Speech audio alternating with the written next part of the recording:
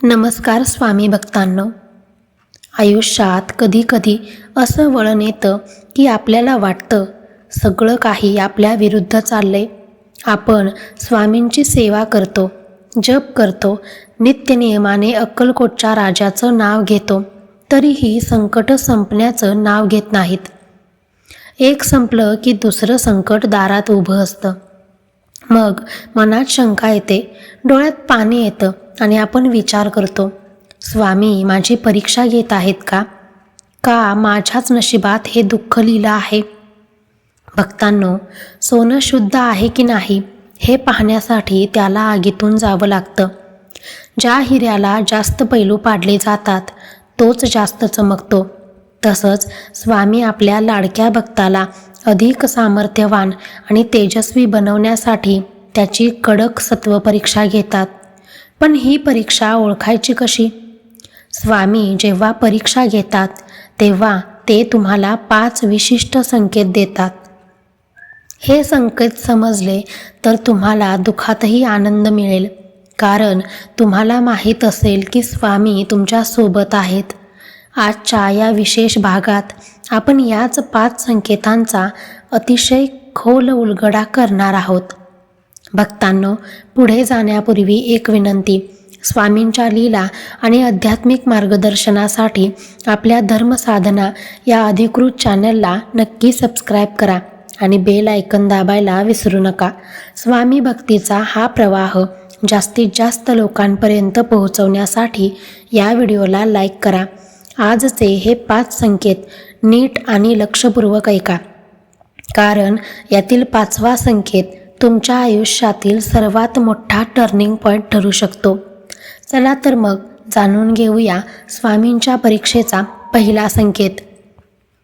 स्वामींच्या परीक्षेचा पहिला आणि सर्वात वेदनादायक संकेत म्हणजे तुमच्या जवळच्या माणसांनी तुम्हाला वाळीत टाकणे. अचानक तुम्हाला जाणवू लागतं की ज्यांच्यासाठी तुम्ही आजवर तुमचं रक्त आटवलं, ज्यांना तुम्ही स्वतःच्या प्राणापलीकडे जपलं, तीच माणसं तुमच्या संकटाच्या काळात तुमच्यापासून अंतर ठेवू लागली आहेत. तुमचा फोन उचलला जात नाही, तुम्हाला घरच्या कार्यक्रमात टाळलं जातं आणि तुमच्या पाठीमागे तुमचीच बदनामी केली जाते. स्वामींचा हेतू ओळखा. स्वामी हे का करतात? कारण स्वामींना तुम्हाला हे सिद्ध करून द्यायचं असतं की हे जग स्वार्थावर उभं आहे. जोपर्यंत तुमच्याकडे काहीतरी देण्यासारखं आहे तोपर्यंत ही गर्दी तुमच्यासोबत आहे.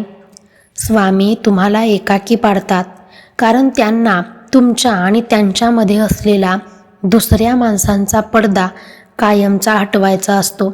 जेव्हा तुम्ही पूर्णपणे एकटे पडता तेव्हाच तुमची खरी नजर स्वामींकडे वळते.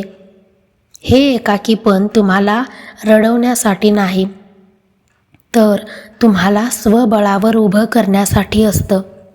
स्वामी पाहतात की माझा भक्त माणसांच्या जाण्याने कोलमडून जातोय की माझे स्वामी माझ्यासोबत आहेत, या एका विश्वासावर जगाशी लढायला खंबीर राहतोय.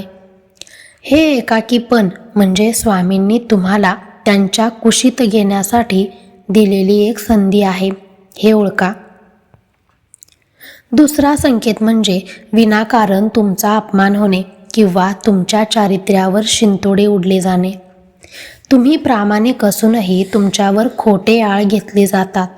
समाजात किंवा कामाच्या ठिकाणी तुमची प्रतिमा डागाळण्याचा प्रयत्न होतो.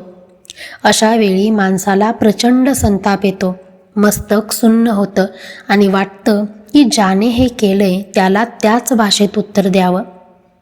स्वामी इथे तुमची वाणी आणि संयम तपासत असतात. स्वामींना पाहायचं असतं की माझा भक्त चिखलात पडल्यावर स्वतः चिखल बनतो की कमळासारखा शुद्ध राहतो. ज्याला भविष्यात मोठं कार्य करायचं आहे त्याला आधी स्वतःच्या रागाला जिंकावं लागतं. हा अपमान तुमच्यासाठी एक कडवट औषध आहे, जे तुमच्या आयुष्यातील अहंकाराला मुळापासून मारून टाकतं. जर तुम्ही या काळात शांत राहिलात, कोणतंही प्रतिउत्तर न देता फक्त श्री स्वामी समर्थ म्हणत आपलं काम करत राहिलात, तर स्वामी स्वतः तुमची बाजू जगासमोर मांडतात. लक्षात ठेवा, जेव्हा स्वामी तुमची बाजू घेतात तेव्हा संपूर्ण जग तुमच्यासमोर नतमस्तक होतं. पण त्यासाठी तुम्हाला हा अपमानाचा घोट निमूटपणे पचवावा लागतो. तिसरा संकेत हा सर्वात व्यावहारिक आणि कठीण असतो. आर्थिक संकटाचा डोंगर उभा राहणे. अचानक व्यवसायात मोठं नुकसान होतं, नोकरीवर गदा येते किंवा घरात इतकी चणचण निर्माण होते की रोजचा खर्च भागवणं सुद्धा कठीण होतं.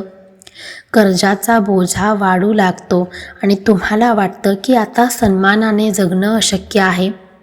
स्वामी तुम्हाला अशा परिस्थितीत का आणतात? कारण माणसाला पैशाचा गर्व खूप लवकर येतो. जेव्हा खिसा भरलेला असतो तेव्हा देवाची आठवण एक उपचार असते. स्वामी तुम्हाला अशा परिस्थितीत का आणतात?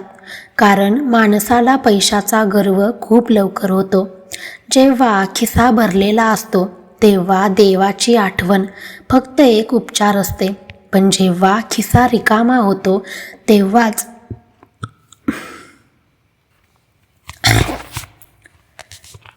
स्वामी तुम्हाला अशा परिस्थितीत का आणतात? कारण माणसाला पैशाचा गर्व खूप लवकर होतो. जेव्हा खिसा भरलेला असतो तेव्हा देवाची आठवण फक्त एक उपचार असते. पण जेव्हा खिसा रिकामा होतो तेव्हाच आपल्याला अन्नाच्या प्रत्येक कणाची आणि स्वामींच्या प्रत्येक कृपेची खरी किंमत कळते. स्वामी तुम्हाला शून्यावर आणतात कारण त्यांना तुमच्या आयुष्याची नव्याने उभारणी करायची असते. जुन्या आणि कमकुवत इमारतीवर नवा महाल उभा राहत नाही. तुमची ही आर्थिक चणचण म्हणजे तुमच्या कर्माचा जुना हिशोब चुकता होण्याची एक प्रक्रिया आहे. स्वामी पाहतात की माझा भक्त अन्न नाही मिळालं तरी मी स्वामींचे पाय सोडणार नाही या निश्चयावर ठाम आहे का? जो या शून्यातून तावून सुलाखून निघतो त्याला स्वामी कुबेराचं ऐश्वर्य द्यायलाही मागे पुढे पाहत नाहीत. चौथा संकेत म्हणजे प्रत्येक प्रामाणिक प्रयत्नानंतर अपयश पदरी पडणं. तुम्ही खूप कष्ट करता, रात्रंदिवस एक करता, पण यश तुमच्यापासून 2 पावले लांबच असतं. कधीकधी तर विजयाच्या अगदी जवळ पोहोचल्यावर तुमची संधी हुकते. तुम्हाला वाटू लागतं की तुमचं नशीबच फुटका आहे किंवा स्वामी तुमच्याकडे मुद्दाम दुर्लक्ष करत आहेत. भक्तांनो, स्वामी तुम्हाला अपयशी करत नाहीत, तर ते तुम्हाला मोठ्या विजयासाठी तयार करतात. समजा एखाद्या लहान मुलाने धारदार तलवार मागितली तर आई त्याला देईल का? नाही, कारण त्याला ती हाताळता येणार नाही. तो स्वतःला जखमी करून घेईल.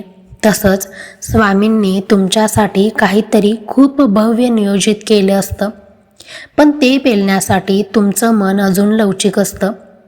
हे वारंवार येणारं अपयश तुम्हाला सबुरी शिकवतं. स्वामी पाहतात की माझा भक्त हार मानून पळून जातोय, की आज नाही तर उद्या माझे स्वामी नक्की मार्ग दाखवतील या जिद्दीने पुन्हा प्रयत्न करतोय. हे अपयश म्हणजे तुमच्या यशाची विश्रांती आहे, शेवट नाही. 5वा आणि सर्वात महत्त्वाचा संकेत. भक्तांनो, हा संकेत म्हणजे तुमचं मन पूर्णपणे मोडून पडणे आणि तुम्ही हताश होऊन स्वामींच्या समोर रडणे. हा तो क्षण असतो जेव्हा तुम्हाला कशातच रस राहत नाही. तुम्ही स्वामींच्या फोटोसमोर उभे राहता आणि तुमच्या डोळ्यातून अश्रूंच्या धारा वाहू लागतात. तुमच्याकडे बोलायला शब्द नसतात, फक्त एक आर्त हाक असते. भक्तांनो, हा संकेत सर्वात शुभ आणि पवित्र आहे, कारण जेव्हा भक्त निशब्द होतो आणि फक्त रडतो तेव्हा तो स्वतःला पूर्णपणे स्वामींच्या चरणी समर्पित करतो. ही संपूर्ण शरणागतीच स्वामींना हवी असते. जोपर्यंत तुम्हाला वाटतं की मी हे करू शकतो तोपर्यंत स्वामी बाजूला उभे राहून बघतात. पण ज्या क्षणी तुम्ही म्हणता, स्वामी आता माझ्याकडे काहीच नाही, आता तुम्हीच काय ते करा, त्याच क्षणी स्वामी तुमच्या आयुष्याची दोर हातात घेतात. हे अश्रू म्हणजे तुमच्या कर्माच्या पाल्याचा अभिषेक असतो. या दुःखाच्या कळसातच स्वामींचा चमत्कार दडलेला असतो. जर तुम्हाला आज स्वामींच्या समोर रडू येत असेल तर समजा तुमची परीक्षा आता संपत आली आहे. तर भक्तांनो, जर तुमच्या आयुष्यात हे 5 संकेत दिसत असतील तर घाबरू नका, डगमगू नका. उलट आनंद माना की स्वामींनी तुमची निवड केली आहे. ते तुम्हाला सामान्य माणसातून एक अनन्य भक्त बनवत आहेत. ही परीक्षा तुमचं नुकसान करण्यासाठी नाही, तर तुमच्या आयुष्यातील सोनेरी काळ सुरू करण्यासाठी आहे. धीर धरा, नामस्मरण सोडू नका. काळ कितीही कठीण असला तरी स्वामींचा हात सोडू नका, कारण या परीक्षेच्या पलीकडे सुखाचं नंदनवंदन तुमची वाट पाहत आहे. विश्वास ठेवा, कारण ते स्वतः म्हणतात, भिवू नकोस, मी तुझ्या पाठीशी आहे.